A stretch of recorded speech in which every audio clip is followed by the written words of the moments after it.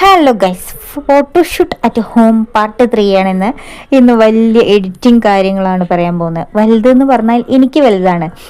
അതേപോലെ തന്നെ നമ്മൾ ബിഗിനേഴ്സ് അല്ലെങ്കിൽ ഫസ്റ്റായിട്ട് ഫോണൊക്കെ യൂസ് ചെയ്യുന്ന ആൾക്കാരുണ്ടാവില്ലേ, അവർക്കിത് വലിയ വാവ് ആയിരിക്കാം. കാരണം എന്താ വെച്ചാൽ നമ്മളെ ഫോട്ടോ ഒരു ലൈറ്റ്സിൽ മാത്രം കാണാതെ പല ലൈറ്റ്സിൽ കാണാൻ നമുക്ക് പറ്റുകയെന്ന് പറയണത് അത് വേറൊരു സംഭവം തന്നെയല്ലേ. അപ്പം ഞാൻ ഫോണിനകത്ത് ഉള്ള സെറ്റിങ്സിലുള്ള ഫിൽറ്റേഴ്സ് വെച്ചിട്ടും കോണ്ടാക്ട്സും പിന്നെ ലൈറ്റ്സും ബ്രൈറ്റ്നസ്സും ഒക്കെ കുറച്ചിട്ടുള്ള ഒരു എഡിറ്റിംഗ് ആണ് ചെയ്യുക കേട്ടോ. എൻ്റെ മിക്ക ഫോട്ടോസും അങ്ങനെ തന്നെയാണ് ഞാൻ എഡിറ്റ് ചെയ്യാറ്. ലൈറ്റൊക്കെ കുറയ്ക്കാനാണ് ഞാൻ മാക്സിമം നോക്കുക, കൂട്ടാറില്ല. അതായത് ബ്രൈറ്റ്നസ് ഒക്കെ ഇങ്ങനെ കൂട്ടി വാരി വിതറി അങ്ങനെ ചെയ്യാറില്ല കേട്ടോ.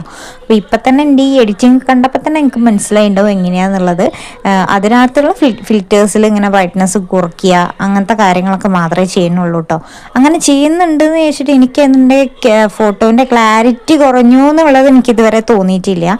അപ്പം ബിഗിനേഴ്സൊക്കെ ആണെങ്കിൽ ജസ്റ്റ് ഇങ്ങനെ ഒന്ന് ട്രൈ ചെയ്ത് നോക്കുക കേട്ടോ.